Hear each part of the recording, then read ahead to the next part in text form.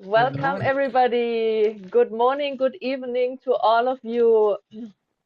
So wonderful that we are together in this, beautiful Atma Santana yoga call one day before Swami's Mahasamadhi. Really so good that we are gathering, and so happy to see you, Ramakrishna, Johanna, Tobias, and Jenny, and all of you at home, wherever you are, in America, in Germany, in Czech.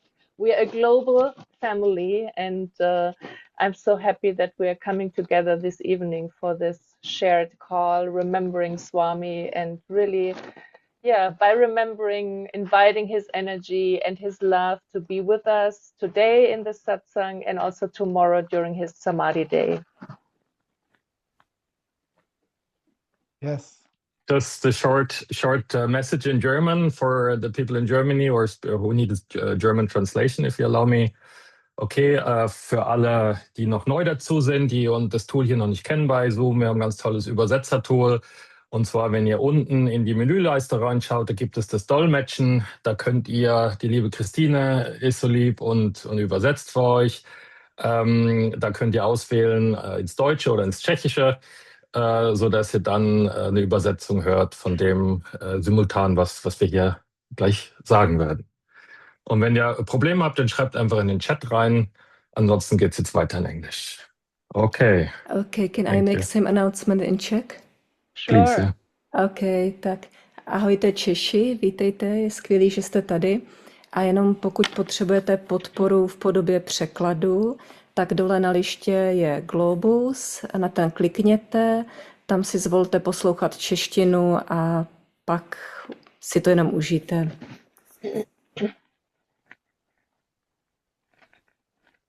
Hi, Christine. Long time no see. Hello, everyone. Hello.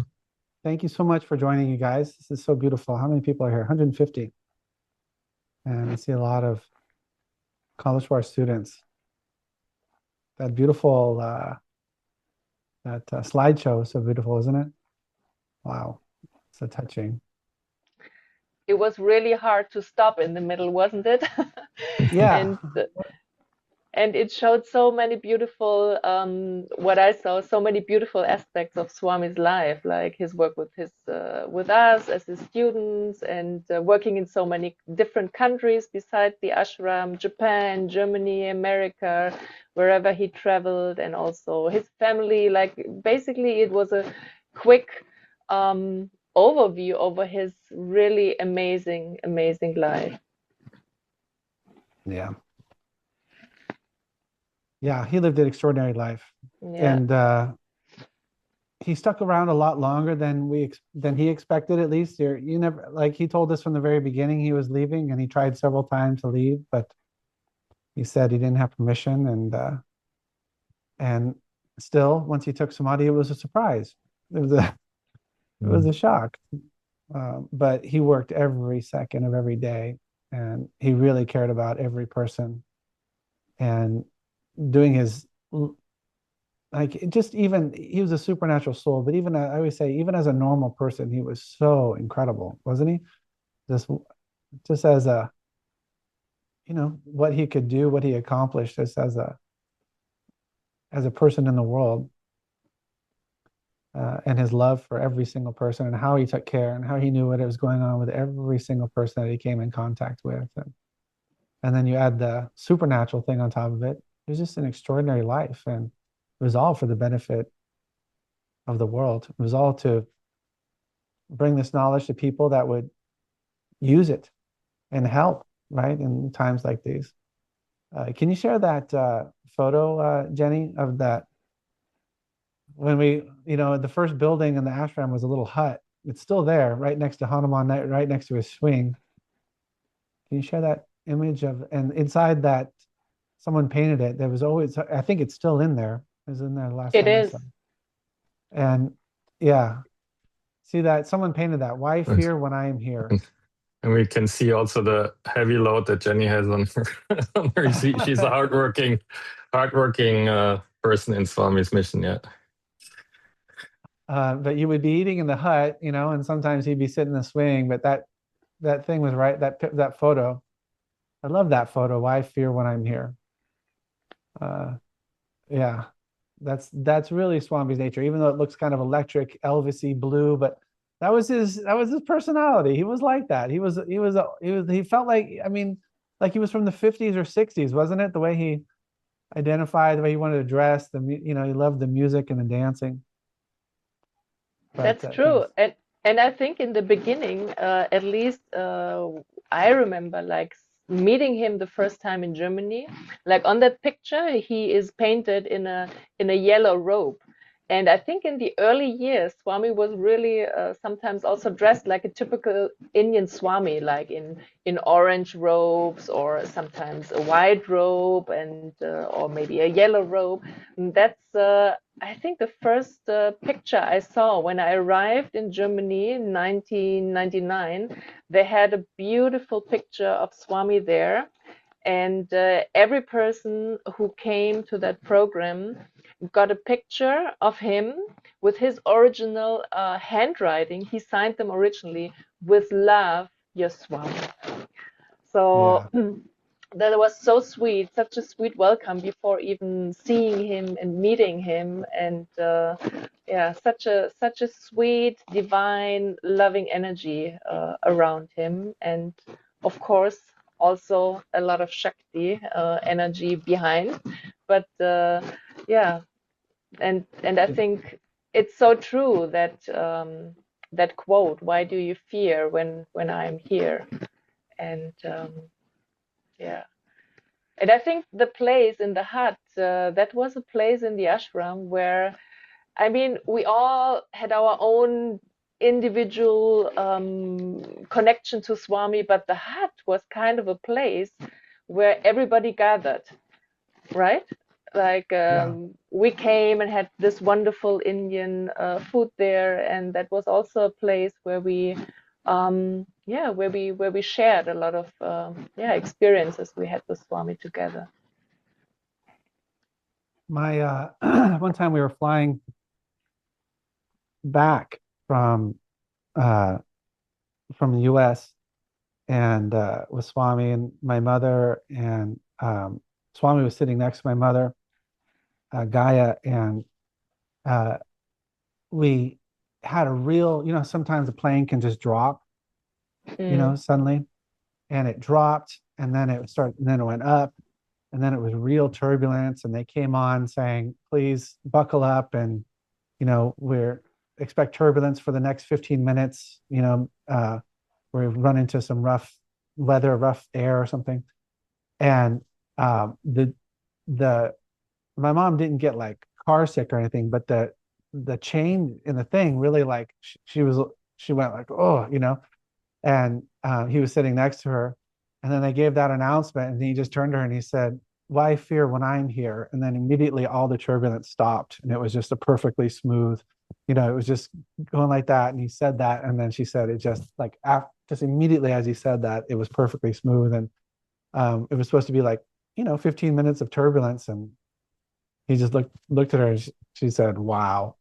Like, told me about that later.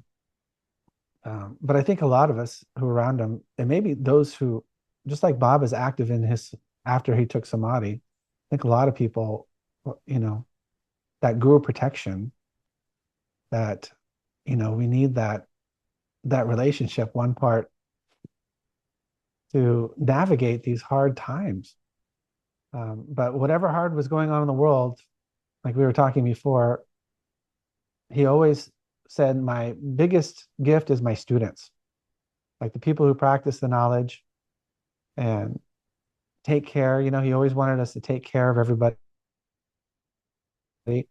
and that's why he released that knowledge in the world, because it had the ability to take care of others. And part of our training with him, I think, you can back me up on this or tell me no, but was around he said making you bulletproof. And part of that bulletproof was the ability, he put us through hard times to make us stronger. He would literally wrung it out of you. And when you thought you were done, and when you thought you would never, it just ground us down and down. But part of that was the ability to not, inevitably you'll have those moments of choice of losing inspiration or giving up, or or losing, like, I can't do it. But his mantra was always, you can do it, you will do it. Be in the positive, live in the positive, die in the positive, be strong, willpower, never lose inspiration. Like that's what he created around him, wasn't it? Or no? Right. Yeah. Yeah. Yeah, when you told the story with the airplane, the turbulence, and then he's taking care of the turbulence and protecting, right? That was him. But same time, like you said, he was also creating lots of turbulence. And I remember him saying, like, in my swimming pool, the waves are higher than in the world. And once you can stand them, then outside the reality can't touch you anymore. So I think we are all, and I can see that still happening. I mean, I see in so many people's lives that he's creating these turbulences, and same time he said, you're thinking you're drowning, but you're not drowning. Once you're drowning, I will pull you out on your hairs and protect you. So he's both. He's creating that challenge that will make us strong, and that will make us survive this illusion, and same time he's the one protecting us if the illusion tries to hit us. Yeah. That's the training, I guess, we've all been through since so many years. Like when I'm listening to that, one word comes to my mind, which he used often, like building soul capacity, like really making us strong through the sadhana, but at the same time also by putting us in situations where each of us was facing their own challenges with blocks, or mainly it was blocks, like facing our own fears. And looking back, honestly, I feel so grateful that he put me through so many things, because even though challenges are, of course, also part of my life, our lives, still every day.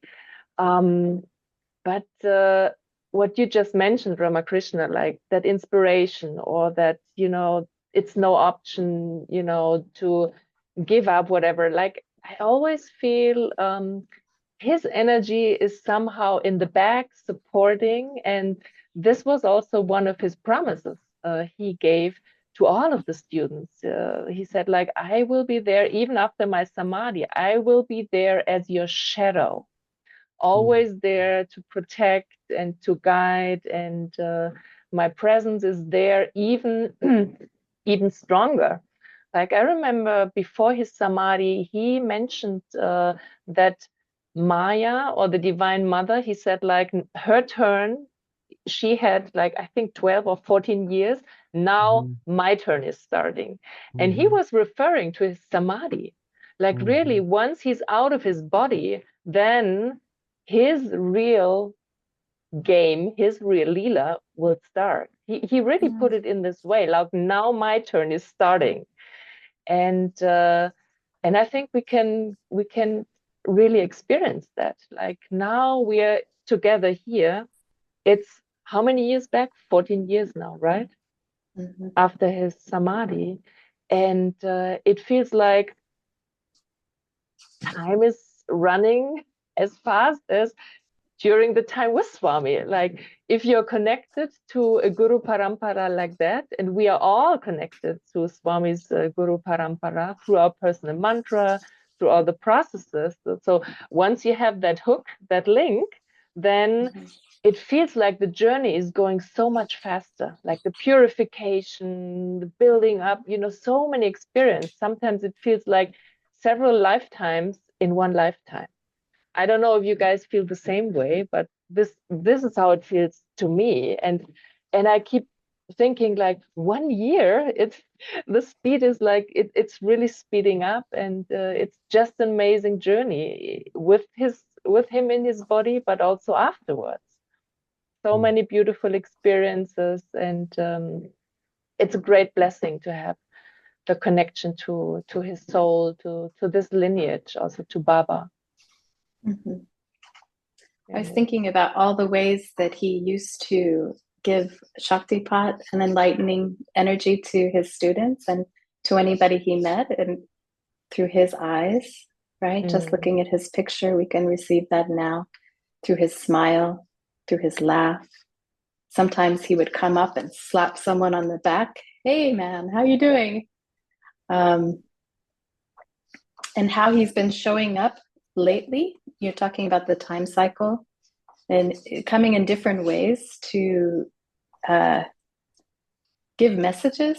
At least in my life, it's coming like that. It's coming in my dreams. It's coming in my meditation. It's coming like he'll intimate something and the nature will reflect back and give an answer. It's coming through other people. It's coming through you guys, reconnecting as my soul family. It's beautiful. He's so, so present. And it really is the slightest little bit in my experience, just opening your heart a little bit to wanting to find out what is the divine energy, to inviting that opening in your life, opening your heart, and immediately you'll start to see the results, right? So it's like I had a question to the nature. Hey, Swami, I really need your help on this. I need to know next steps like that. And then all of a sudden, different angles, it's coming, right? He's so present. His energy is with us all the time. It's beautiful. And I love, by the way, I love seeing all of your faces. And thank you so much for inviting me to join you today and be together, floating in this beautiful energy that Swami created. And I'm grateful. Yeah, when you were just talking about sometimes he's just touching someone's back and saying hello. I remember just a picture came of we were meditating in the Baba Mandir. I don't know, maybe 50 people were sitting there or something. And I don't know what it was, but something was heavy on my heart. I was really, confronted with some old pain. And I was just asking the divine for some comfort. And in that moment, he came in the mandir and walking by. And while he was walking by, he was like how do you call this? Like touching. It's not touching, like sliding his hand over my head. Yeah. Caressing, I guess is the word, right? My head. And it was it was touching my heart. It was just the right thing, what I needed in that moment. And obviously, he had heard my, my prayer. And I said, "Oh, please, one more time." It was like, and then really 1 minute later, again, he walked out, came back, and one more time. It was not the same, but still, he heard it, and like the first time, he heard it and gave it to me. But at the same time, he's like, we're talking about all these like deep and lessons and also challenges he gave us. At the same time, I remember him every second of his life. Life is short, make it sweet. Really, like laughing, making jokes, making the life really sweet. In any, like even this, making it sweet, touching my head. But I also remember like him being really like a little rascal, little. Krishna, I remember, like again in the temple, I remember Jonathan many times, he fall in a trance and Swami said, no problem, he fall in a trance, just don't snore. But he was definitely snoring, sitting there with his mouth open, and Swami would take a grape and we were all meditating, 100 people meditating, and he was like taking a grape and throwing it into his mouth. And Jonathan like woke up. So like these small, he was always, when he was in the process, he was tough. When he was giving us the waves and challenges, he was a little tricky, but he was also very, very, like any moment he was making jokes and funny. And yeah, it was really beautiful. I used to marvel at how he would, I used to marvel at how he would give a talk and he would talk about shooting one arrow and it hitting 50 targets. Like each time he spoke, he was talking your process, your place on your soul journey, and giving each person their exact right, perfect message for that moment. It was incredible. He had this ability to speak from many different levels all at the same time. That's true. And when you shared that story that Swami heard, you know, your wish, like, can you please give me some little comfort? I remembered one situation where I was in a similar situation. I was standing at his duni. Like Swami in the early years, he spent a lot of time sleeping in front of his duni, and he always said that he used his duni a lot to decharge all our negative karmas, like whatever pain we're sending to him, he decharged that in his duni. So one day I was standing, it was already late in the evening. I think it was after Baba's Arati. And I stood in front of the duni and I really looked into the fire. I was really deeply decharging, like really, wow. I was also in it was a painful situation for me. And I completely, like, I thought of Swami and I said, right now I'm sending all my negativity, I'm decharging that through the fire. It was really intense. And then I got a little shocked because suddenly I noticed my phone was ringing in my bag. And we were not supposed to bring, you know, to have our phones with us. So I was a little like, oh my God, who's calling me now? And then I picked up the phone and then it was Swami. And I said, like, oh, I was totally surprised and shocked at the same time. And then I said, I'm standing right now at the Duni and I was just thinking of you. I'm just decharging. And then he said, that's why I'm calling you. Because I felt it so strongly. So it was just a beautiful reflection. And that's what he said so many times, that through the elements, how do we connect to him, especially now? It's through the elements. And the fire element, the air element, that's the two elements. What he said, all those other dudes, they used to work with those two elements. Those elements are the most strong elements they are working with. So I really had that direct experience that just standing in front of the fire or, you know, in front of a candle flame, if we think of him, if we chant our personal mantra, you know, it's really working. Like it's like a direct telephone connection, and he's hearing us even now, like wherever we are in Germany, America, wherever we are, it doesn't matter. So it was a similar situation, like where you could always feel that he's on a consciousness level, he's there. Like even though he was in a car somewhere else, he was out of the ashram at that time, but on a consciousness level, he's always there, and it doesn't matter where we are physically. Yeah, so it still works. I had a similar experience from America when I was at university. He played a little trick on me. I was at my job and I was doing my work, and then he called up out of the blue and said, how are you? Are you missing something? And I look around. I don't think so. I'm not missing anything. I was like, hey, where's my purse? What happened? And then somebody walks in and said, look what I just found down the hall in in a separate place or something like this. And he was always giving these little messages like, hey, I'm here. Or the times he would send a flame to a puja before. I think you maybe experienced that a few times. Before, as the puja was beginning, the flame would start before someone lit it. My point is that he can these things are not, they're in person, they're on the phone, they're cross countries, they're cross time. It's my experience. Yeah.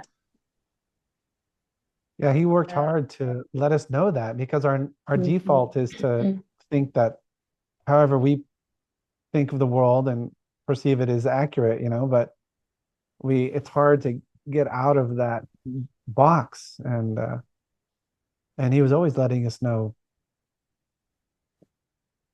through so many different ways, and I don't think that stops, right? Yeah, when you said the fire thing, I remembered the first time in LA, after first week or 10 days of meeting him in 1997, I guess.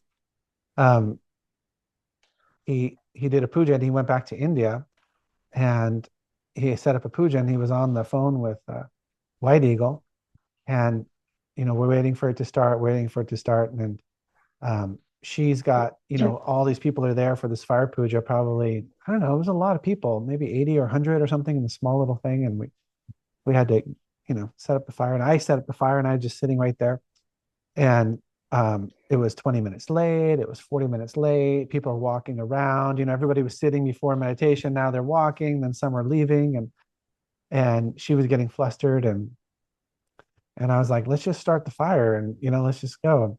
And somebody asked, and she came out and she said, no, Swami said he'll send the fire. And my mind was like, like, that's, I appreciate where she's coming from, but that's just expecting, what I mean? Like, you do your part, then God will take care of it. I was just like, that's a little, she's not realistic here. She's not understanding. But she was doing her best. And me and I can't remember who was sitting right next to me, but I was just sitting right on the edge of the fire. We had dug that hole, we had stacked the sticks, we put paper on the inside, and the there were ashes, but they were completely cold. And then I felt an energy come, like a peace come, and I didn't really mark that, I didn't really register that, but I just found I would close my eyes to kind of enjoy the energy, but my eyes kept opening, like I didn't know why. I just kept looking at these sticks, and then all of a sudden the ash right in front of me, there's probably that much space between the edge of the pit and the firewood and the ash, and it just rolled up into a little whirlwind right there. And I looked over at this guy, I was like, are you seeing this? Like, that's pretty cool. This little whirlwind of ash.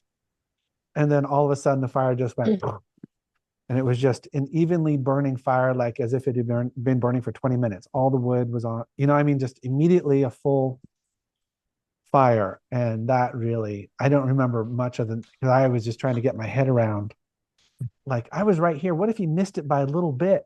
It would light me on fire. Wait, he's in India. How did he do that? Like, he was across the planet, almost on the opposite side of the globe. And in that exact place, he made, like, that just seemed so inconceivable to me, so impossible. But he did that so many times to show, not to show off, but to show us the reality of what you are, what we are, what this world is. It's like, we're not these little boxes, and we are everywhere and everything. We have to identify with that. We have to get out of that. He called it what do you call it? Studentism mindset. Not making, like, you. Why not you? Why can't you be a Jesus? Why can't you be a Mother Mary? What is the problem here? And then if you didn't believe it, he would say, that's your illusion. Right? Like, if you couldn't believe something they said, he'd say, I understand, that's your illusion. That's where you're stuck there. But he really worked hard to break those boundaries down for us.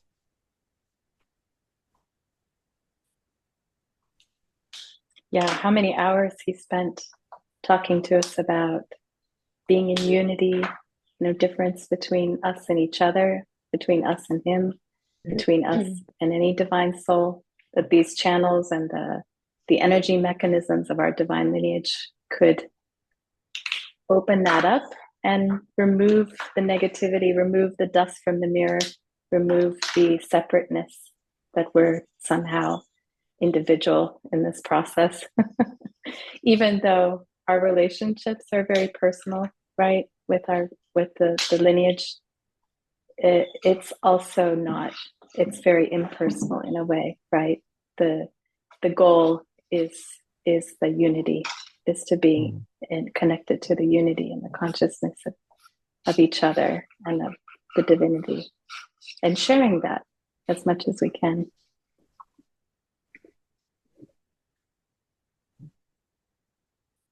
Yeah, I guess that's the final goal, right? To reach that unity consciousness, and he used so many opportunities to demonstrate that. What I also really loved by being in Swami's presence, like to also see him in his relationship to his master, to Baba.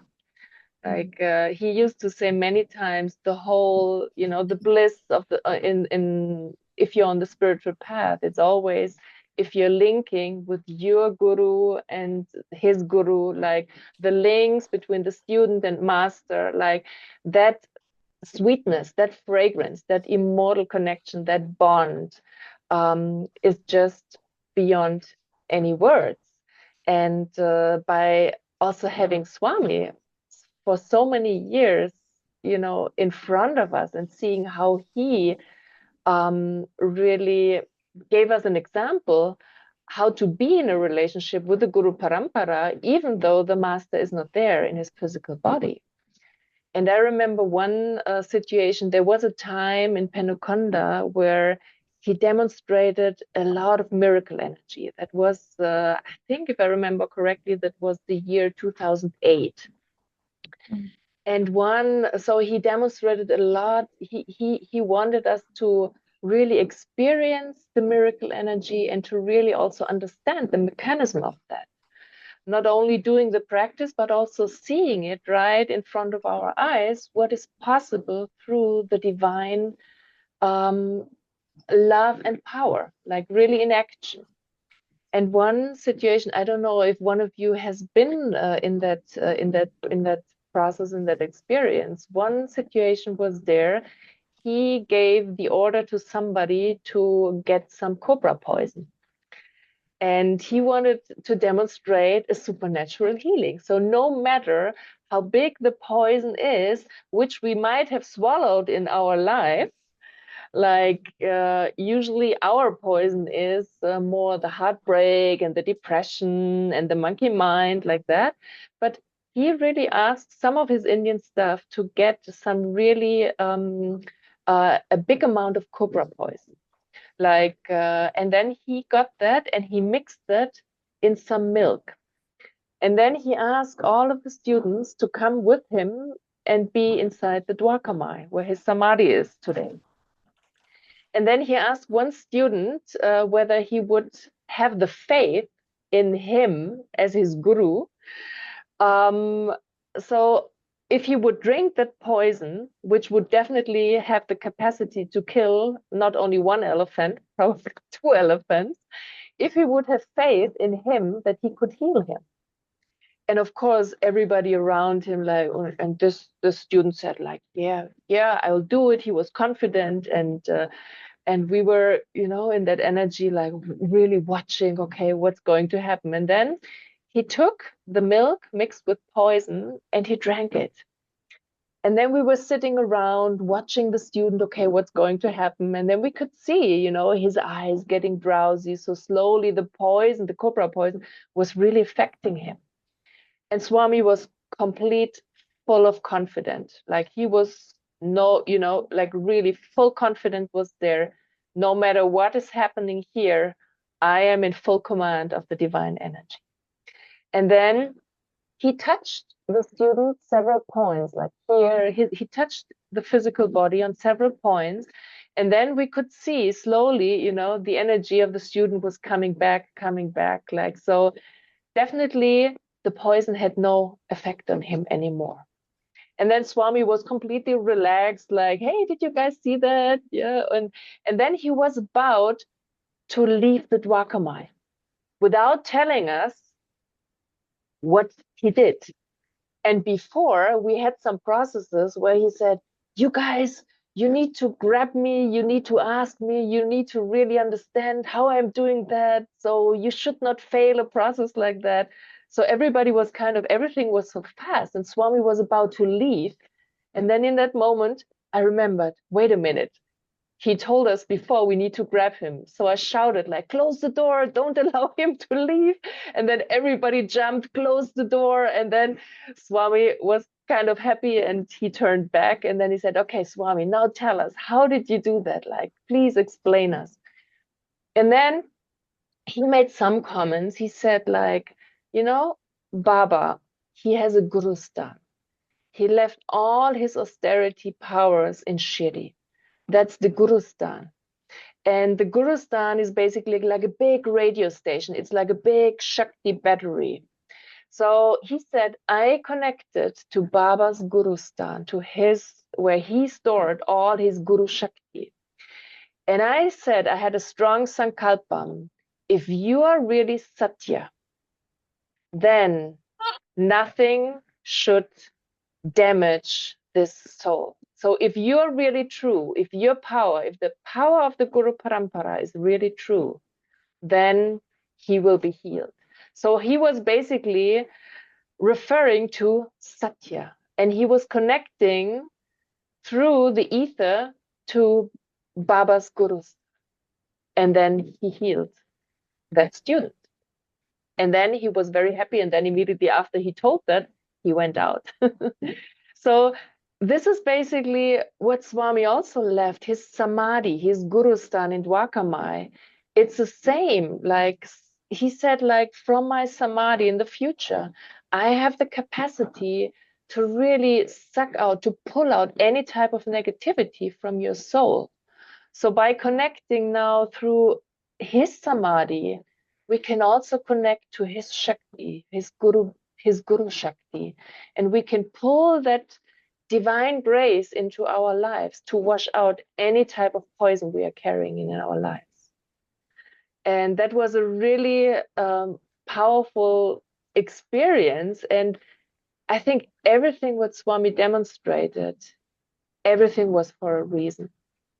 Like he didn't do, a miracle or a healing demonstration just for fun like that. There was always a deeper reason.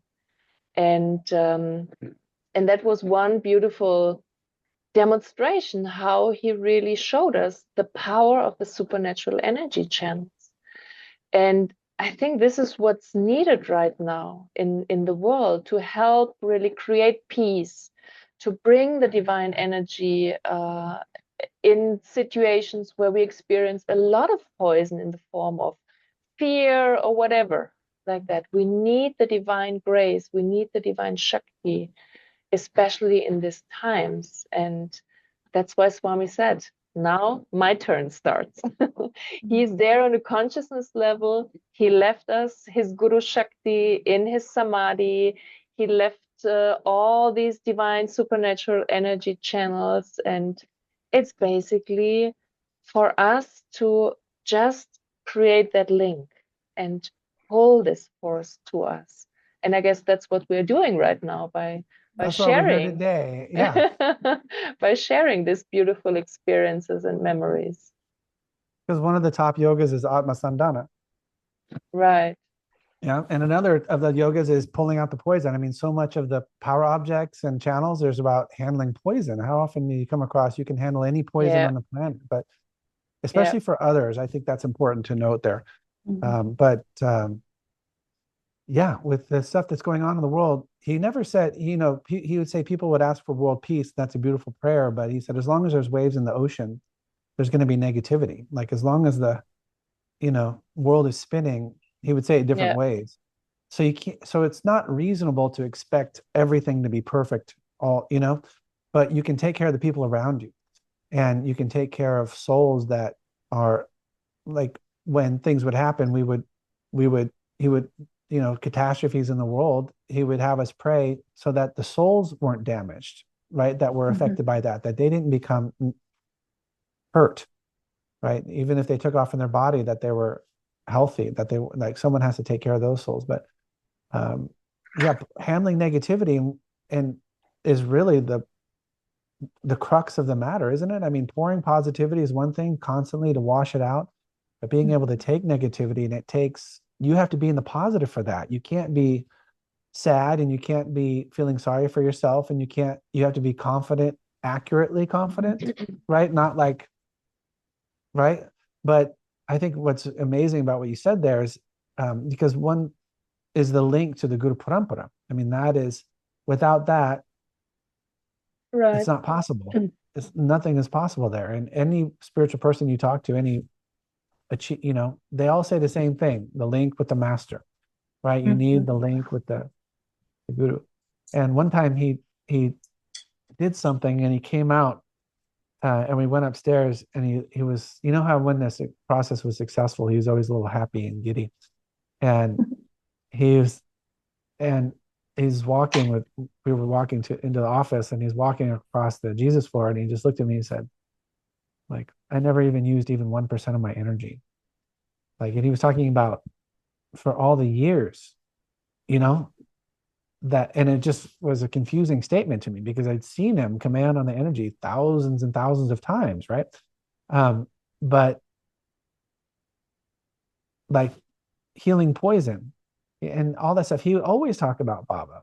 And sometimes, you know, sometimes I don't know if you did, I would have a doubt. Like, is he just using Baba to teach us what he really wants to say? Or, you know, that's my mind sometimes would go to that. But his devotion to Baba was, right, that was a model to see. And Yeah. and It was he didn't have his amazing. master in his body. And he said the pain about that was that he couldn't just sit with his master and express his pain. He also had pain.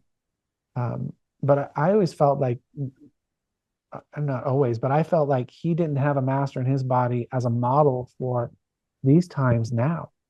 Like, you know, and he didn't want it to be, you know, he said every city needs 10 supernatural healers, like supernatural healer, like 10 or to take care.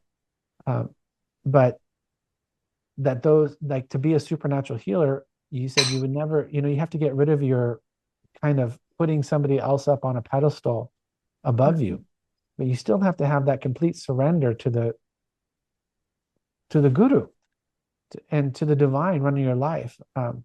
We've been reading the Guru Charitra, the Guru Gita, these last few nights. Brahmari's been reading it. If you haven't read that, pick it up again and read it, or read it out loud. It's so extraordinary. It's Shiva talking about the Guru, from when, you know, Shakti asked him a question about how people can really get liberation out of this Maya. And then he bows down to somebody and who are you bowing down to? You're Shiva, you're the Supreme Lord. Who are you bowing to? And then he starts talking about the Guru Tattva, the Guru principle. And that's where the Guru Charitra comes from, is him talking about the Guru. It's astounding. But yeah, like Swami was really about people being confident and confident in your connection and having faith. One of his big pains was, like, he would say, my students don't, like, how often do you say you're not recognizing the energy that's flowing through you? Remember, he would say that you're not recognizing the energy that's in and around you.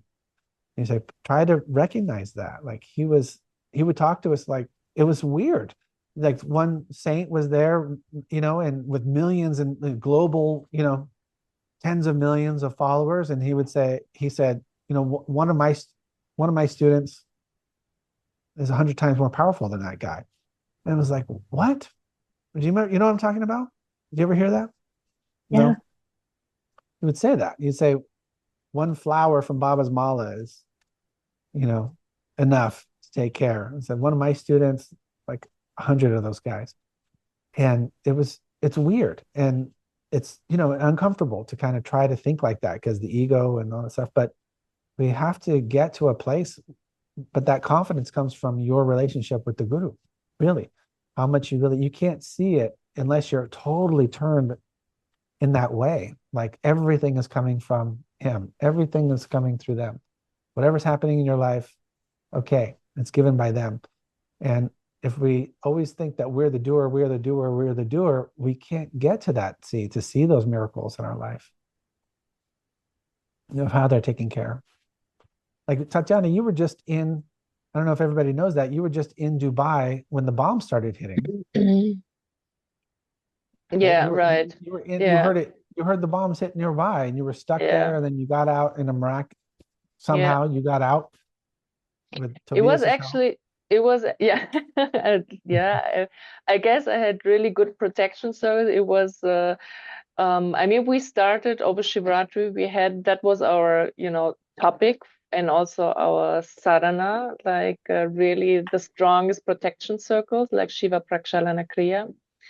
And also the whole journey, how it happened, it was really, I feel it was totally guided also by Swami, the whole journey. And actually just 10-15 minutes before I came on the call, I read some of the words shortly before Swami took Samadhi. I think on 10th of March, so just a couple of days before he took Samadhi, he had all the students in Penukonda watch certain movies. And one of the movies he wanted all the students to see was the movie about Veerabrahmendra. So Veerabrahmendra, who took several hundred years back, who took Jiva Samadhi, and he was also the one who predicted Swami's coming to Penukonda, that he would give out all the supernatural energy channels, that he would have a special connection to Mother Divine. So one of my last visits in India during this journey was also visiting the Jiva Samadhi.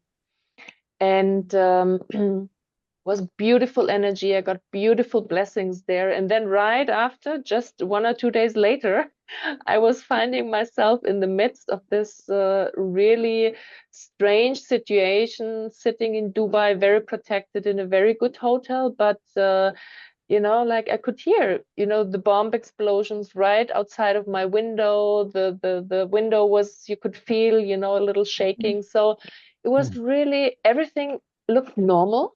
But I found myself in the middle of this situation. And of course, then I thought like, wow, this is interesting, coming back from India with all this high positivity and then being in a situation of high negativity. And then, of course, I also chanted certain mantras Swami gave us in situations like that to really raise protection circles. But I felt protected. I really felt protected. And then it was kind of a miracle through also Tobias' help with the airlines. I could immediately, like very fast, I could get out of the situation. But honestly, I was really, in that moment, it felt so good to know, okay, Swami, you're with me. Like I have strong protection circles. I just got so many blessings from so many beautiful power spots. And so I felt very protected. Yeah, it was. Like even when we were learning the 5 elements, he said like your life will become karmicful, will become unkarmicful. And he said, I remember, or maybe it was after, maybe it was, I don't know, after that, but it was in India, it was in Penukonda, and he talked about how with these channels connecting to these energies, he said you'll see disasters, but they'll happen around you. They even happen close to you, but they won't destroy. Yeah. I never forgot that. And that's really proven out to be true in so many instances. Yeah, it really felt exactly like that. I felt really very protected. And maybe one thing, of course, like in those moments, of course, in that situation, I intentionally really meditated and connected to Swami, to my power spot, also to Baba. Like I really did not only watch and did nothing. I really activated whatever I knew how to connect to my Guru Parampara. And I think it was 2009, I had one beautiful situation where I feel like, from Swami's teaching, he always told us, you need to connect to your Guru, to Swami, and then one Guru above, that's Baba. Then beyond that, he said, it doesn't really matter. So, but you should connect to me and to Baba. And of course, we spent so many years around Swami. My main connection during Swami's lifetime, it was mainly to Swami. But towards the end, and Swami knew he would take Samadhi, I felt he made that link to Baba very strongly. Because of course I had some attachment to his physical form, having the Guru in a physical body is different than having a picture or a statue. So of course, every student has some attachment to the master in their physical body. So we were flying one day back from Frankfurt to Bangalore, to India.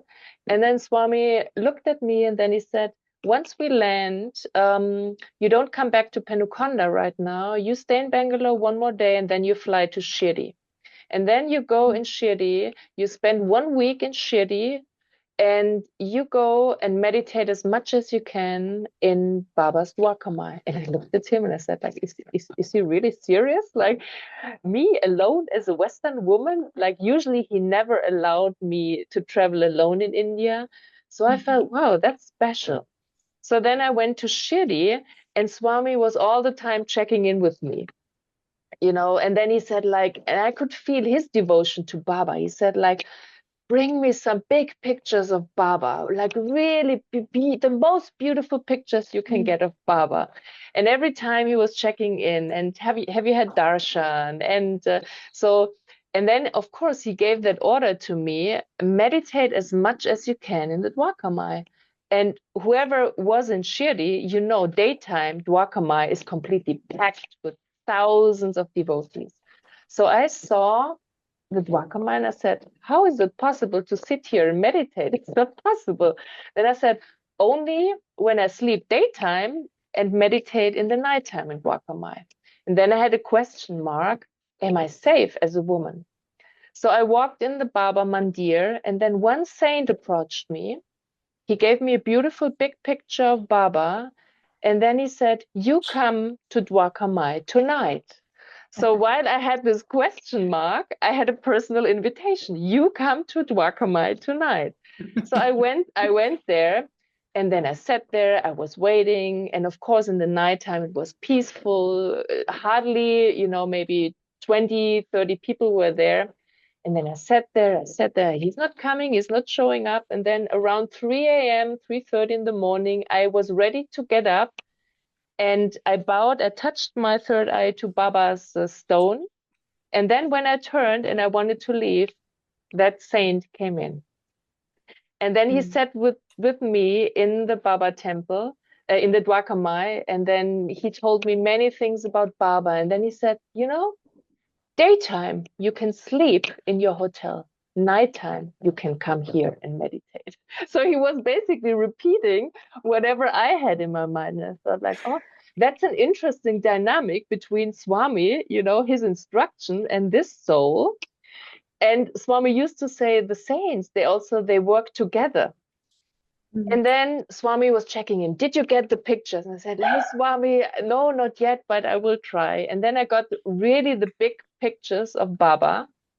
And then in addition to that, I bought a beautiful Baba Murti. Then I came back to Penukonda, and I brought everything over to the Jesus temple after Arti. I was carrying that heavy Murti, and secretly I put it in the Jesus temple, and I put some candles in front of it, and then I went away. And then late in the evening, Cindy called me and said, you should come over to Swami is calling you. And then I went over, and then I asked him, and Swami pretended he did not see the statue. He did not see the pictures. He pretended like, oh, I didn't see anything. So I went into his office and I said, like, did you see what I brought you from Shirdi? The beautiful pictures and the Murti, and said, okay, bring it in. And then I went outside, and I brought the pictures and the Baba Murti and put it in front of put it on his desk. And then he looked at it, and then he manifested ash, put it on the Murti, on the statue, like that. And then he looked at me, and then he made like this. And then he asked me to open my hand, and then a golden ring popped in my hand. And that's this ring here. And I don't know if you can see it. There is a little Baba. There is a little Baba there. And then he said, you are giving Baba to me. I am giving Baba to you. And it was the perfect size. I put it on my finger. I said, like, how come you know my perfect ring size? And so that was really his love and his devotion for Baba. And all those pictures you see today in Penukonda, when you go backside of the mandir, those beautiful big pictures, those were the ones I brought from Shirdi. And also the small Shirdi Murti in the Jesus temple, that's the Murti. And so I could feel during my whole time in Shirdi, Swami was with me, and you could really feel his love for Baba. It was really so touching to see his devotion to his master.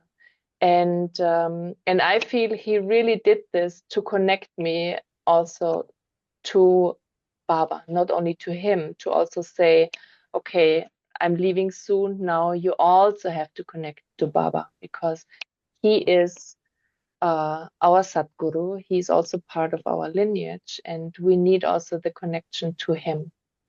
And yeah, it was a beautiful experience now looking back, and it was different being alone in Shirdi, connecting to Baba, to his samadhi, and it really opened up something in my heart on a deeper level. It was really beautiful. And I think that's the main thing, what we need. We just need to open our hearts. Anything what helps us to open our heart to the Guru Parampara, that's all what we need. And then the energy can start flowing.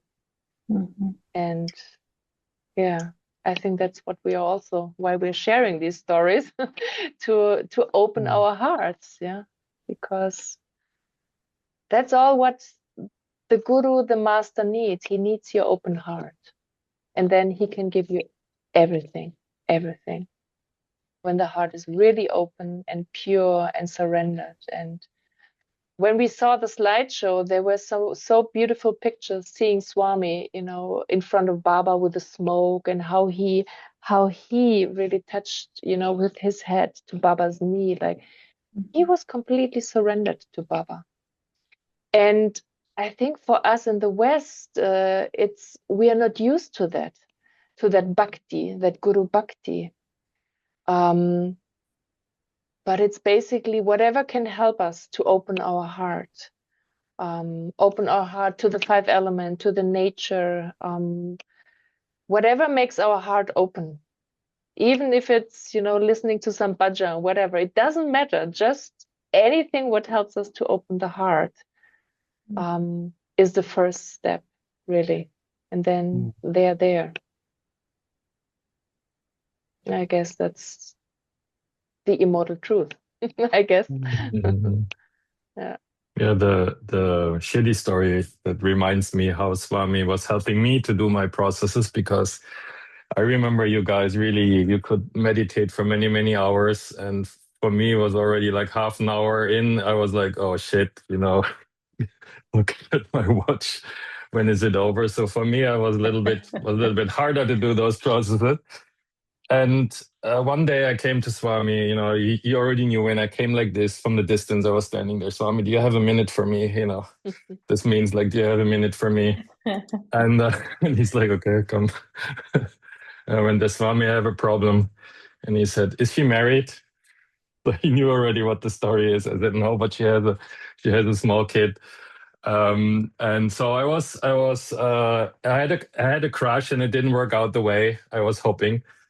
And you could see, like, he couldn't hide his smiling, because he knew now the process is starting. He loved that. And many months in and years in, I remember just the story with Shirdi. He's told me, it's not going to work out. You need to go to Shirdi.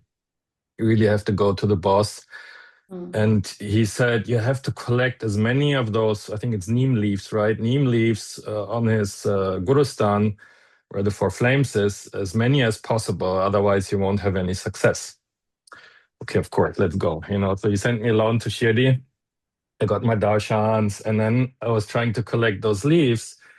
But in order to, so now they have a net, unfortunately, so you can't collect them anymore. But those days, they were from time to time, a leaf would fall down.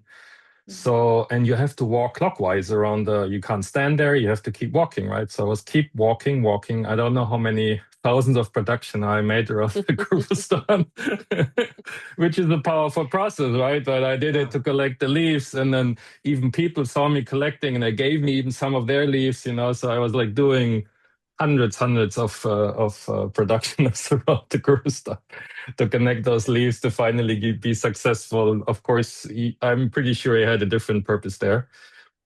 And then also, so that's the way he had to take care of me. I always had to play a Krishna Lila to make me do the processes. But then I remember, I don't know if it was this trip or a different trip, I was also alone there. And in front of the Gurustan of this tree, there is this Shiva Lingam, right? And somehow in my heart, it wasn't not my ego, it wasn't like an attachment in this way, but it was like a heart desire, I want this lingam, which of course was totally crazy, you know, but I really had this heart, oh, this is a beautiful lingam, I want this lingam. And then the priest like looked at me, called me over and gave me the mala that was on that lingam, you know. And you could, I was holding it to my, and it has this, you know, the same energy as I'm assuming this. It was like super powerful energy. So again, you know, there was a wish from my heart, which, you know, it's like, yeah, it was really from my heart. It was just not like I have to have it to be happy. It was like, oh, you know, I want this lingam. So like, yeah, it's just reminding me. So that's the way they had use a little bit different angle on me. Yeah. What about that camphor cloth from Balaji? Remember Yeah, that? They gave it to Swami one time. Were you there? And we passed it. And then the next time I thought you got weren't you there? No, we were after, it was a Balaji. So we were at Tirupati at Balaji, had the darshan as a small group with Swami. We had the darshan. And then afterwards, we were sitting there, right? Usually outside, which is almost not possible anymore, sitting outside and meditating a little bit, digesting the energy, enjoying the place.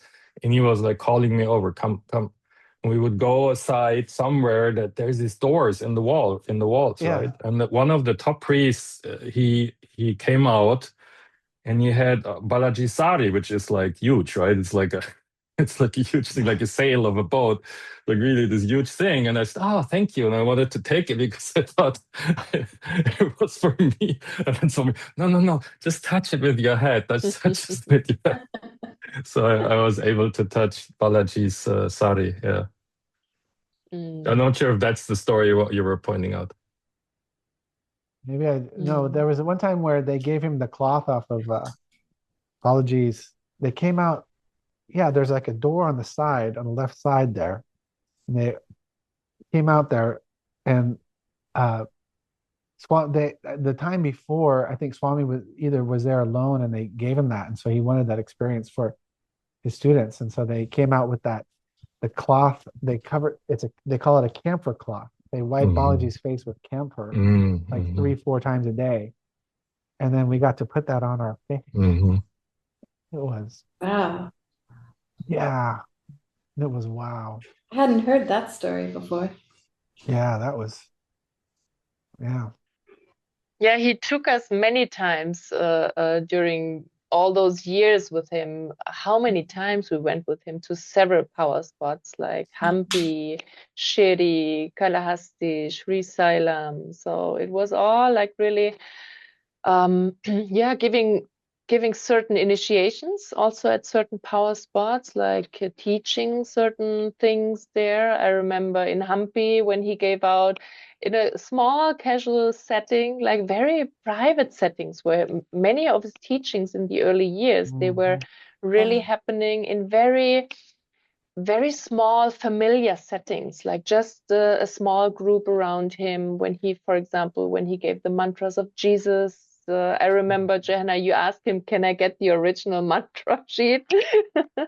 So, or in Sri Sailam, when he first initiated the Mother Divine process there. So many power spots we visited with him because, yeah, that's what we need. We need the Shakti. In Kalahasti, did you ever see the little Mother Divine statue, the eyes? Yes, Yeah, we were there together. And he told us in advance, you're going to see, I'm going to show you the eyes. Yeah. Like when you go up, just don't say anything, just watch her eyes. You'll see the real eyes. Do you remember that? That was a big shock. Yeah. You really could see the whites of her eyes. Like what? Yeah. And she was looking around. She was looking at each of us standing there. Yeah. Have you gone back and seen that afterwards? Every time I go back, I still see her eyes like that. Yeah. Which the second time when he wasn't there and he sent us, and actually I was with my brother Jose, didn't expect anything because Swami wasn't there. Yeah. But then it was the same, and that was a I think shock. the channel is there. It's there. Yeah, she Mhm. blessed that for some reason. But yeah.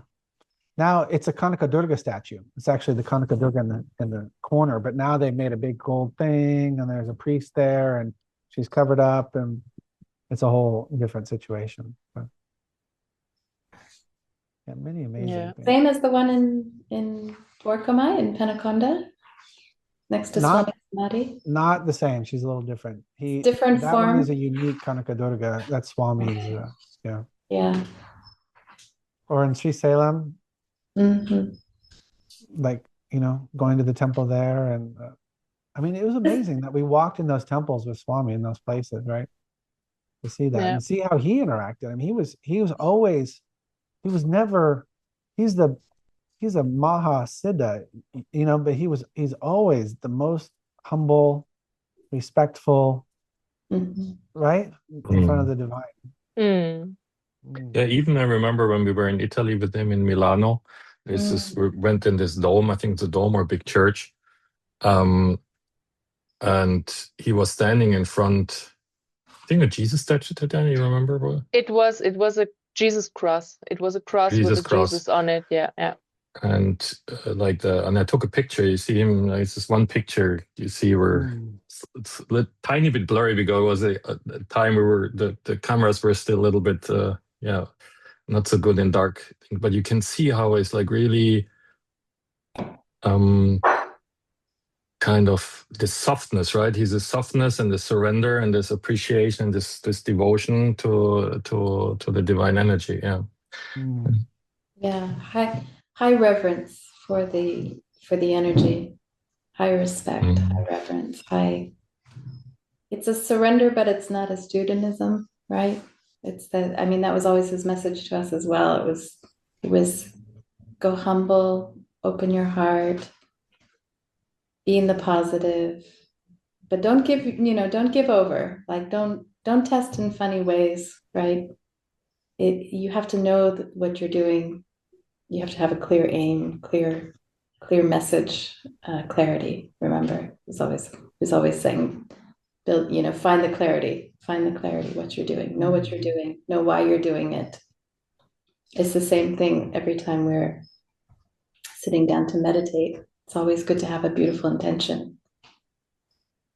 But I was thinking when you were telling those stories, it was always, he would choose one or two students to like have this experience.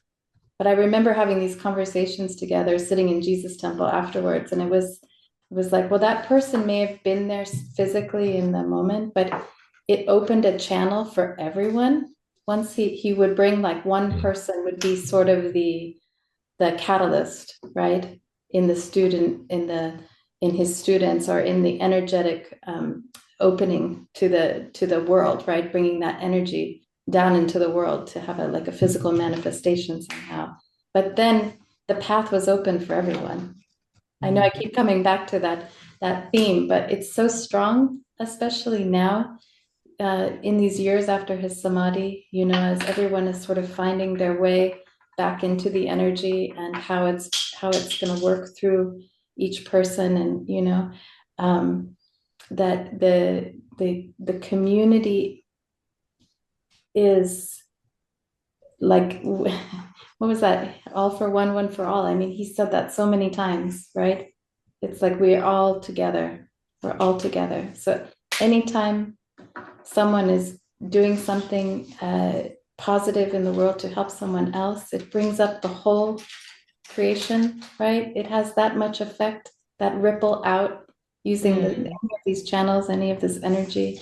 It affects all of us in a beautiful way. Like ripples on the water.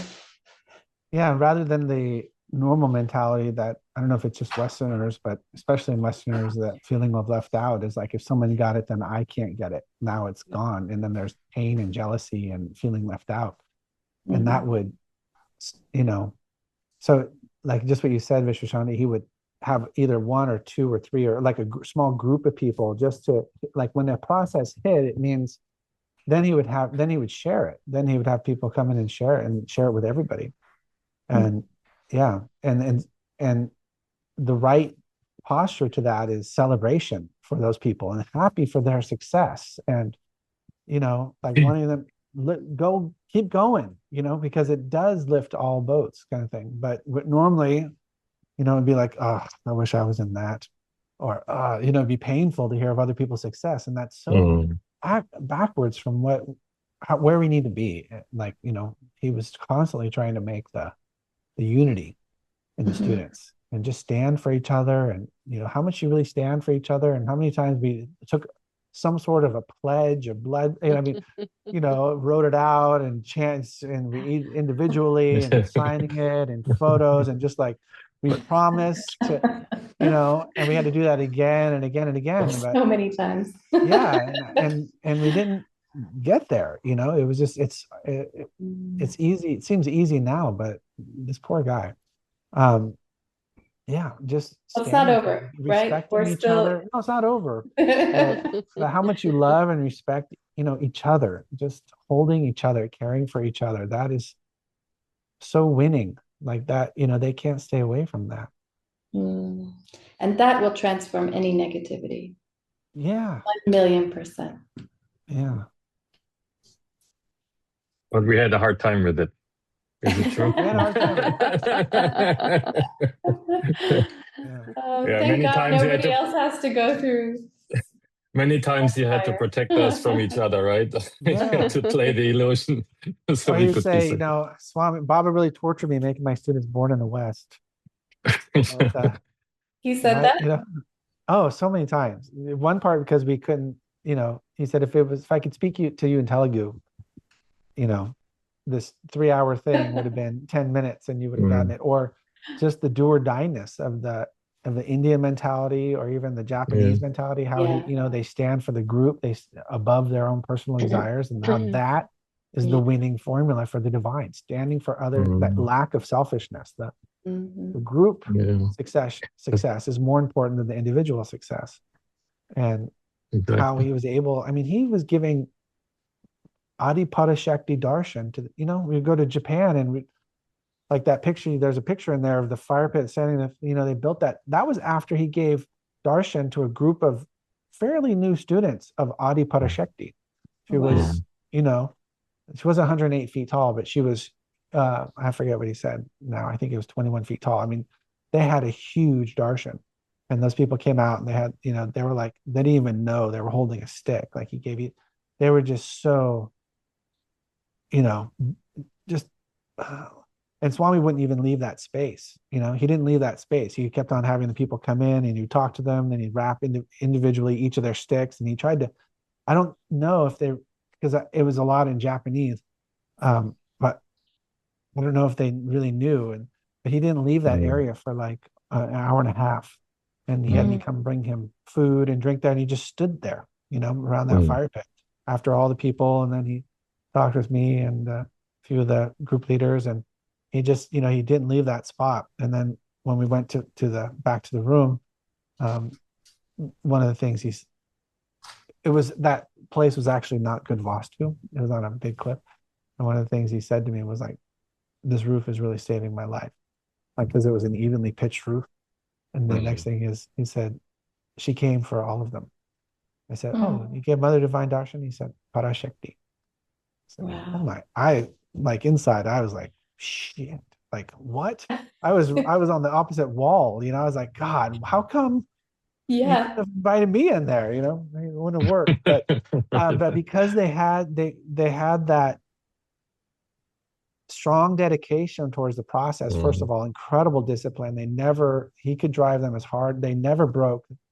And then they never, if there was any, they worked out their things with each other. There was fighting between groups, but inside of a group, they always just followed whatever the leader said. Whoever was the leader, they chose the best person who didn't matter age or whatever, is the experience in that thing. And then they, if someone was sick, they would stay out so that other people didn't get sick or they were too weak. It was like, no, you guys go do that. And they weren't, it was like they constantly sacrificed for the group. And then you could see in the ashram, they built like bunk beds, like 10 of them or 12 of them can sleep in one room, and they'd be there for weeks and no problem. You know, just foreigners didn't have that unity the way they did, foreigners, Westerners. But it is winning. Especially And the we have to Americans. say that. We have to point that out because he could not stay away from that. It was like if you had that unity with anybody, you know, that was, he talked about how that connection, that real love connection between two souls, that the illusion can't touch it. How it automatically is its own, it's like almost its own protection bubble. It's outside of the creation. Anyway. Yeah, there's a clip of Swami in the mandir, and there's the Indians are there. So lots of Indians are sitting there in the mandir, and he walks in and he makes this and manifests ash, and he gives it to one lady. And that what really touched me, immediately she's sharing with everybody around her. Yeah. It's the first thing. Like, of course, thanking, but then pranam, but then she's sharing immediately, and wow, okay, that's different. That's different than us, right? Yeah. Yeah. And those two together, right? There's selflessness and like caring, and not being attached to it and thinking I'm losing something if I share, and that dedication, groupism, and really sticking together for the process without selfishness. Again, that's the power. He always said it. Yeah. Yeah. And he spent years washing our block, trying to get that out of us, right? I mean, and then when, like, now I understand that when any divine energy, when it's running, it's testing that first. Like you always said, when the energy is flowing, the first thing that'll be tested is your ego. And the second thing will be your kama, desire, either your sexual or your desire for, right? Like if he brought out a power object, he'd say, I can't bring out certain objects in front of people because their kama will just, I want that. You know, and these are mechanisms of the illusion that we have to recognize and understand. But the destruction of that, or the victory over that, is how much you really care for another, regardless of whatever it is. You're just standing for them. And there's so many instances, I guess we could talk of. I remember just that being demonstrated again and again and again and again. Like sometimes it wasn't even a process or something, but he would just pull and show up there or mention that as like my energy had, you know, they sucked my energy. They pulled my energy there with that caring. Like if he saw somebody taking care of somebody, he would stop and he would just watch them. You know, like wherever true love is flowing, like, you know, he was all about that. Yeah. That's true. Yeah. And I remember by listening to you also what he used to say many times, you all need to come in one line. Like really also having that clarity when we're doing something as a group to pull something together, that, you know, the focus, the sankalpam, the intention is really focused on the divine, on why we are doing that, what we are pulling, like what is our intention. And and I also had a lot of experiences inside a small women's group, like really how to create that unity if you're involved over a longer period of time, you know. And we had some really beautiful experience when we had that situation when we all came in one line, like really clarity. Okay, this is what we want. This is what we want to go for. And no matter what, that was the moment actually Swami tested us also. And at the same time, we were pulling him by that. He gave us a task to come up. He said it in a very tricky way. It was the time when he demonstrated a lot of miracle energy. So he gave us the task, come up with miracle energy, like with experiences, really want, what do you want? And then he said, come up with 9 miracles. Write it on a piece of paper, and then we will do some lottery and I will pick 3. So he created that illusion. That was our understanding in the beginning. We should come up with 99 different types of miracle experiences. So we came up with darshan of Jesus, water to wine, like soul traveling, whatever we could think of. 99 miracle experiences. For days, we were inside the Dwarkama in the first room where Mother Divine is standing now today. So we were really thinking and grinding and coming up with the top 99 miracles. And then we thought like, well, this miracle we could feel. Actually, we don't really care about, sand into sugar. We really want that. So the first time Swami called us, we had a pot of lotteries in a silver bowl with 99 different options.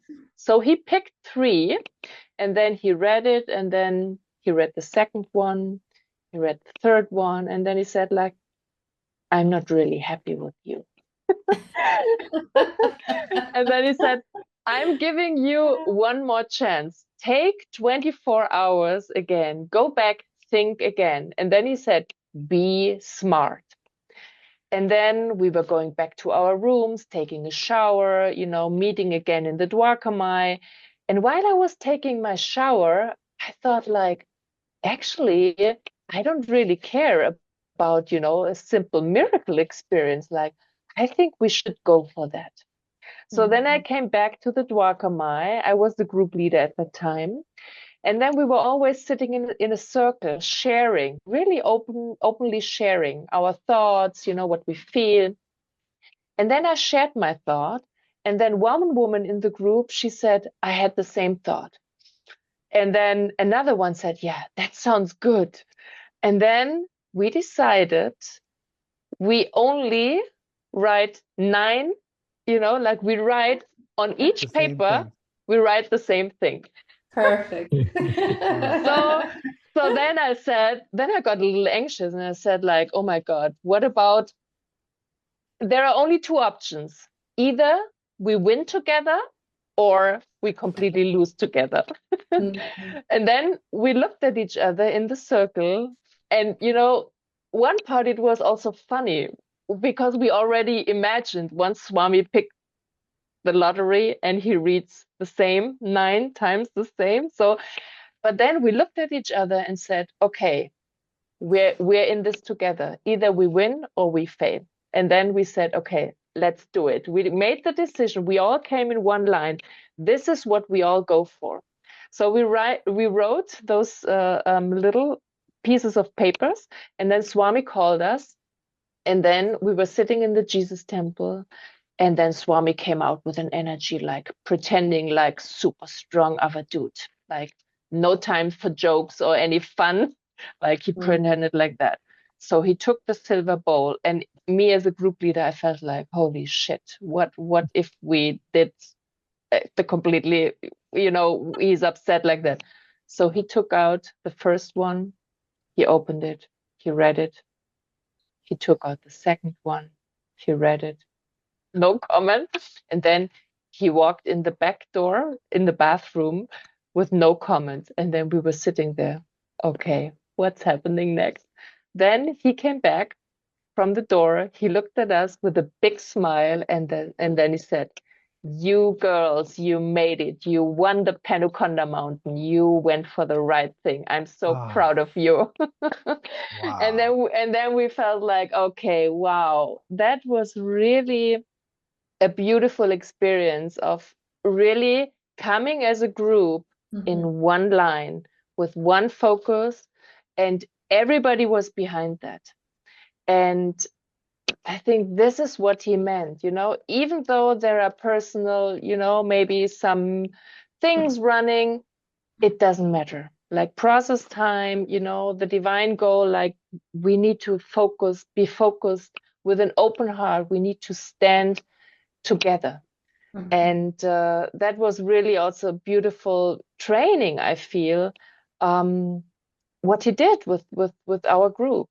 And so it was a beautiful experience. And I think this is also what's required nowadays in the world. Like if we come together in groups, if we really have the same, connection to our Guru Parampara, if we all have, the intention, the sankalpam, hey, we want to pull the divine, really to create peace here on this earth. Yeah. That's the power. That's the power of unity. That's the power of the group. And this is what's needed right now in the world, where there is so many divisions, so many conflicts like that. But we are all one family. We are all one family here on this earth. And even, one time I had an experience in Penukonda where Ramakrishna, you mentioned before we had this call. Swami invited sometimes some saints to Penukonda to come and also do some processes with Swami. And I remember there was one time a very old saint who was in the mandir, and I was very new at that time. It was 2000 or 2001, and he sat opposite me. And I looked at him, and his energy, it just touched me. So I opened my eyes and I bowed in front of him, and he noticed me. So again, I tried to meditate. I couldn't meditate because I felt his energy on me so strong. So again, I opened my eyes and I bowed again. So he stood up, he came to me, and then he sat next to me. And I looked in his eyes, and the only thing I could say, I looked in his eyes and I said, "Your eyes are so full of love." And then he looked at me and then he said, right now there are not a lot of souls here on this earth who really know how to love. That's why whoever knows how to really love, that's why we even need to love stronger. And then he said, once you reach the higher stages, you will understand what I'm talking to you right now. And then after Arti, he came again to me and then he said, I listened to what you prayed for and my blessings will be there. So, and that was such a crystal pure soul who came to Swami to get Swami's help. And why I'm saying this, I think, even though there is a lot of, chaos right now, but we have the tools and we have us. And if we come together with a shared, sankalpam, shared prayer, we can pull the divine to come and help. And I think we are living right now in times where this is really, the best thing what we can do, to really open our hearts and ask the divine to come and help and really take care. Yeah. Jenny! Hi. That's kind of the perfect closing words. I think Tobias just put me on the spotlight here because I told him to share this one, short thing that Shrida told me, and he said you can do it yourself. So, just a little like how Swami takes care, like even beyond, like after the samadhi was so touching to me. When I first came back to Pinukonda after the samadhi, I was meeting with the main priest, with Shrida, because I had few questions about puja and, and he's giving me interview and I was sitting with him. And then he was sharing with me that Swami told him before he took off, he told him that he would soon, leave the body, and that he said, and everybody will leave. All the Westerners, all the students, they will leave. But you need to stay here. And you pray to Baba every day. You pray for everybody. And Shrida told me that he's doing that every day during Abhishek in the morning when Baba is being washed, is getting his holy bath. And it was just so touching to me that, Swami took care that one soul would be, there in front of Baba every day, and just pray for everybody. And this, like, how Swami was really taking care of everyone.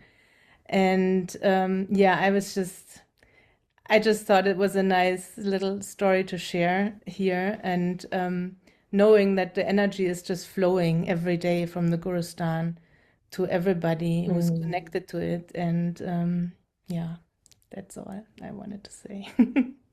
Thank you. It was beautiful. you. Beautiful to listen to all of you. Thank you. Yeah, I really Beautiful. feel Swami's energy, and I mean, it's always, but it just feels like it's continuing to open, and like especially this last year and this year, it just feels like he's stepped forward in a new way, I think, in people's lives and what's accessible for everyone. That's just my comment or note or whatever experience. But I think this is valuable sharing to hear what's, that's really a big thing of what we learned is how to pull divine grace. And it's not just chanting mantras, right? I mean, it's really, and it's not, even if you think you're in a good place, it's when that's demonstrated with the reflection of another and your relationships and how you're standing for that. It's easy to pray for certain things, but the hard things are the families or the people around us, and or the little not resisting whatever's happening in our life, really just accepting it and moving on. I mean, he had almost, he never forgot things, but if there was a hard thing that happened to him, he would, like, I can think of one, the longest thing I can think of is like 2 days of him really, maybe 3 days maximum. But then he was just out of that, someone died and he felt responsible for that because they asked if they could go someplace and he wasn't quite awake in the morning, like 3 a.m. And he just rolled over and said, okay. And then their car rolled and one person died in that. And he, for days, and it was someone he was really friends with. And he didn't talk. He was up alone in the Jesus temple. There was he was basically alone up there for days. And then he came and talked to everybody, and then that it was like it was done. He still thought about that person all the time. He mentioned her, how wonderful she was, but that sadness and that pain. And he said he was really mad at Baba actually during that time. He was screaming at Baba, like, "Hey, well, how come?" But then just okay, just moving on. And he was young. I mean, he was 3 years younger than me. It was, it was about, I'm not sure exactly, but about your age. And he was taking on huge responsibilities all the time. And there was always people's lives and livelihoods and health and constantly nonstop, plus running that ashram and taking care of all those people and supporting most of the people in the ashram, right? I mean, it was amazing what he did. But he said, he was always say, take it as a sporty. Take it as a sporty. Take it like a challenge. Take it like okay, this is what you're giving me now. Let's see what I can do with it. Not going down, standing side by side with him. I love that.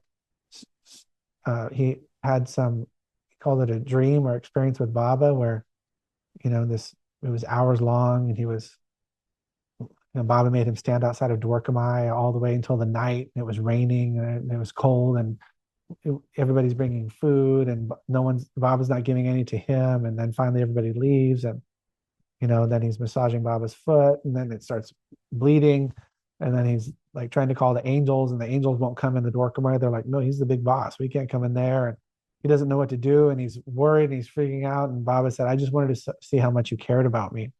And then he said, come on, he said, I have to go to the river. And Swami said, let me come. He said, no, you stay here. And Swami really begged, please let me come. Okay, let me come. And then he's walking with him, and then he's started walking behind him. And Baba said, catch up, walk beside me. He said, if you walk in front of me, you don't know where you're going. If you walk behind me, I forget what he said. And he said, always walk side by side.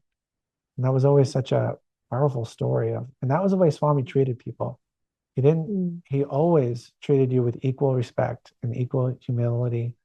And I think that's what he expected of his students. Egoism had no place there, like putting people down, or it wasn't like that at all. It was just, if someone knows and they can help, then, then just like the Japanese. I mean, one Daichi was a boy, and I remember these captains of industry in Japan, these billionaires and stuff came, and they were you know, following him because he had been in Panaconda for a few years and he could guide them in the process. And they were like, no, you be our group leader. And he's like, but I'm just the kid here. They're like, no, you know the most. And they followed whatever he said, kind of thing. There was no ego around it. You know, it was just whoever knows and okay, follow that for the success. But yeah, he was always like, even when he would get mad at people, he would get upset with people. But like so many times I saw him, he would give a hard message to somebody, or he would, you know, there was like some kind of drama, and he would come in like once he came in, you know, away from that, I mean, it was immediately he was like smiling and, you know, like he was showing that to try to get people in the right line, but he wasn't angry, he wasn't upset, he wasn't, you know, it was just immediately gone. Like sometimes you'd be scared to walk in there after, you know, and he'd be, yeah, what's up? I'm like, no problem. Or one time he kicked everybody out of Sri Salem. He's like, everybody's going home. You know, everybody pack your things, or I'm sending everybody home, because he had arranged for a fire puja that only a few people went to because we were so tired we slept in. And he was, you know, and people were like, I went to the temple and I came back and people were on the front and they're just sobbing and crying. And I'm like, what happened? Did someone get hurt or something? And I'm walking in and someone walks out and she was just like bawling. And Swami's sitting on the inside, like he was sitting in the middle of the living room kind of thing, where you wouldn't, you know, his bedroom was off the side. He was sitting right in the middle for everybody who came in, and he just was telling them, why, you know, I'm lazy. I set up this whole thing for you and you don't care. And this is all a waste. And why should I waste my time and energy on you people? We're done. Everybody's going home, you know? And I walked in and, you know, after this person had just told me like, Swami is sending everybody. And I walked in and I said, Swami, you're sending everybody home? Is any problem there? And he said, yeah, well, I arranged for the puja, a powerful puja this morning, and only a few people went. And why should I? And I was like, oh, okay. It's not really like, I was like, oh, okay. Not a bit like that. And he just smiled. He loved that. He just immediately, like, you know, the mask just came off and he said, okay, go in the bedroom. Like he didn't want it to be laughing mood. He's like, you go in the bedroom. That's what he said. He's sending home. I was like, oh, you're sending us home? Okay, great. When can we go? And just like laugh, you know, joking. And he immediately laughed. And he's like, go in the bedroom, go and stay in there till I tell you to come out. You know, because he had to be tough on people, which he wasn't really his. He talked to me, you know, when he would ask us, what's my blocks? And we'd have to make comments about his blocks, you know. And finally, it's like his block was that he was hard for him to be tough on his students. You know, he didn't want to spoil his students. But I think he got over that later on. He was pretty tough. Definitely. I'm just seeing a question here in the chat. Maybe I just can answer to that, about what I shared before, like what we asked for, like, so it was related basically to, it was connected to Mother Divine. So instead of, you know, having a miracle experiences, we wanted to really, it was in connection of winning Mother Divine. Some more specific in that what we wrote, but it was definitely connected of winning Mother Divine, certain things from her, also to have a, you know, that permanent connection to her. And I guess this is also what Swami's goal was, to really bring us back to the source of everything, the source, you know, of all the, you know, all the energy of all the supernatural channels. Like where is the source of that? It's Mother. It's Mother's womb. It's Mother Divine's womb, and it's the Sri Chakra. I remember my first visit to Penukonda in 2000. That was basically the first teaching. When I arrived, it was like everybody was drawing the Sri Chakra like that. So, and this is the key teaching, the key goal. Like Swami wanted us to connect back to Mother Divine, the source of all miracle power. And so this is what we asked for. That's why he was so happy that we did not just come up with, you know, some small miracle energy. That's why he was so happy. And what really touched me, like in my journey just a few weeks back, I went to the place when I remember, like the very early timings, Swami brought us to these places. Like he brought us, I don't know, Johanna or Ramakrishna, if you have been at the Yaganti caves. This is where Swami, that was my first power spot outside of Penukonda, out of the ashram. So there was a first trip. It's maybe 3 hours, 3.5 hours away from Penukonda. And in Yaganti, there are several, actually 3 most important caves. And one cave is from Agastya Rishi. And there is his sadhana place.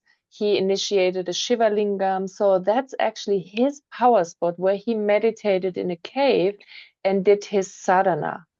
And Agastya Muni was the expert also on the Sri Chakra, on Mother Divine. He was the founder of the Siddha lineage in South India. And what was Swami's goal? What did he say? What I promised to Jesus, I want to create spiritual masters and healers. I want to create siddhas. And when I went back to that place, to Yaganti caves, like 26 years now after I was there for the first time with Swami, it was so heart-touching to visit that place again. And what really touched me so deeply was that from the seeing that from the very beginning, with his teachings, Swami connected us also through the original spot where the source of the rishis, the source of this knowledge, has, they have all their power spots. That's the beginning where this knowledge was being spread in South India. So it was really, really touching. Meditating there, touching my third eye on the lingam, on Agastya's lingam. So, and of course, all the memories of being there with Swami, it became alive again, but on a different level, with a deeper understanding. Because at that time, when I went there, yeah, it was a nice cave. I had no idea who Agastya was. I had no idea about the Sri Chakra. Everything was new. But now visiting these places again with a deeper understanding and with probably also, how do you say, like also being at a different place energetically and also on a consciousness level, it made a big difference.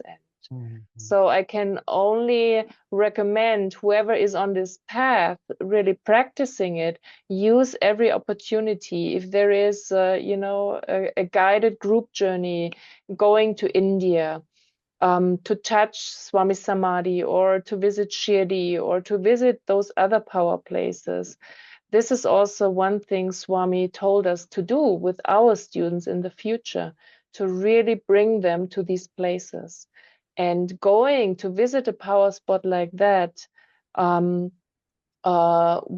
some guidance around that, with some initiation around that, that really helps you on your own spiritual journey to move on in a much more powerful way.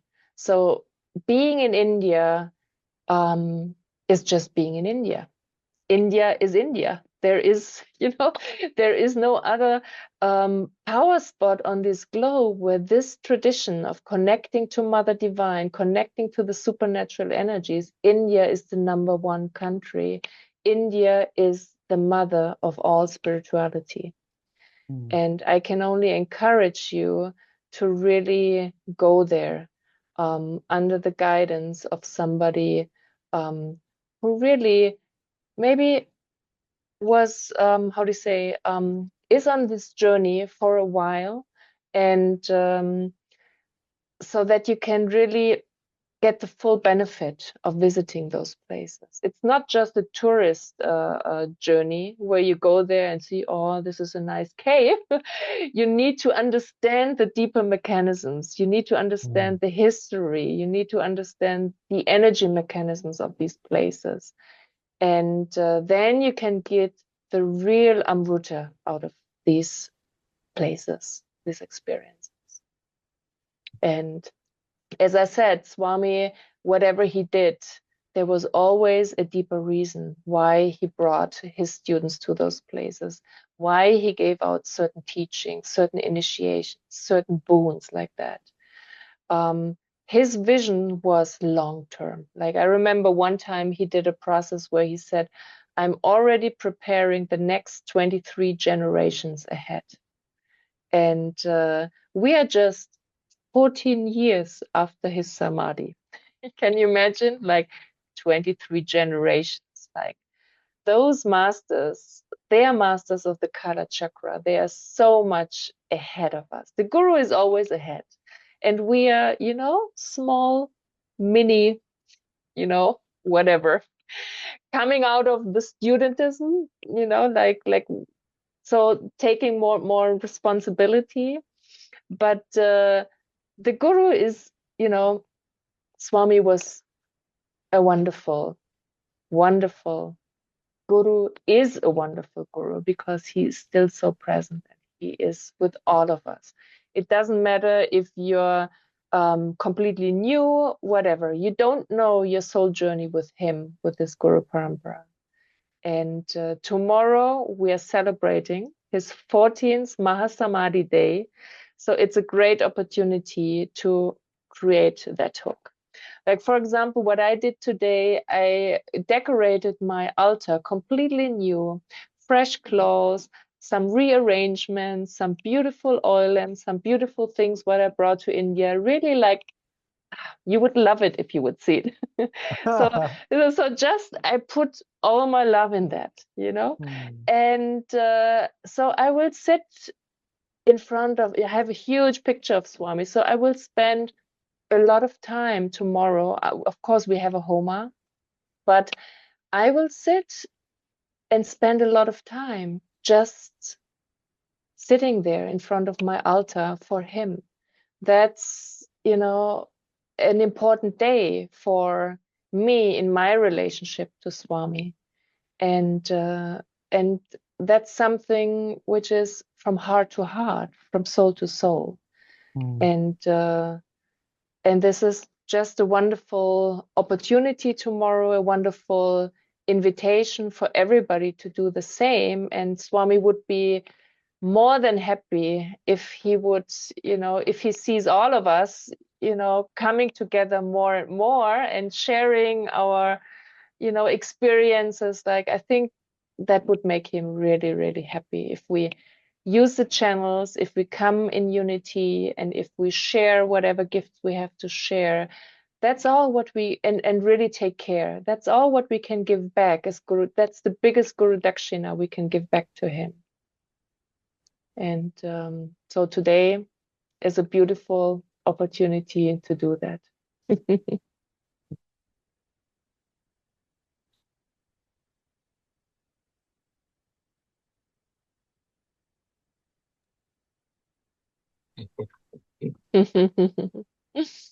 That's wonderful to see all of you, as also Christina after a long time like that. It's wonderful to see everybody, Hannah from Czech, Bramari, Jenny, Johanna. It's really beautiful to see us coming together, and may this circle, you know, become step by step bigger and bigger to create more unity amongst us.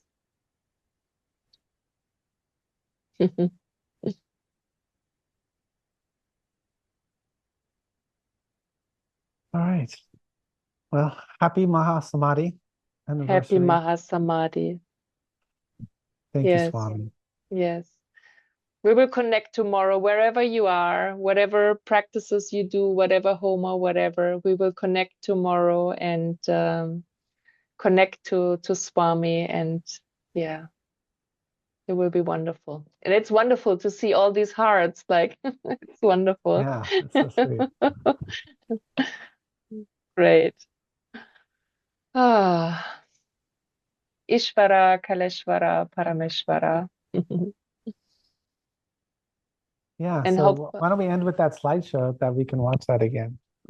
Sure. So sweet. Yeah.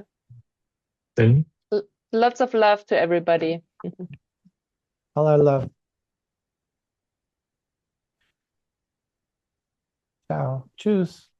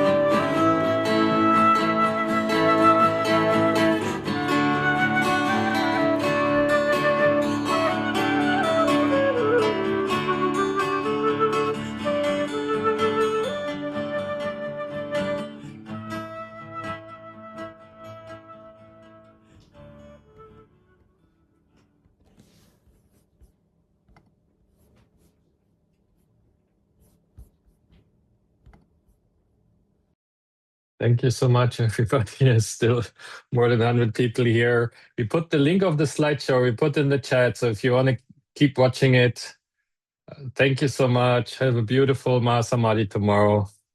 Bye.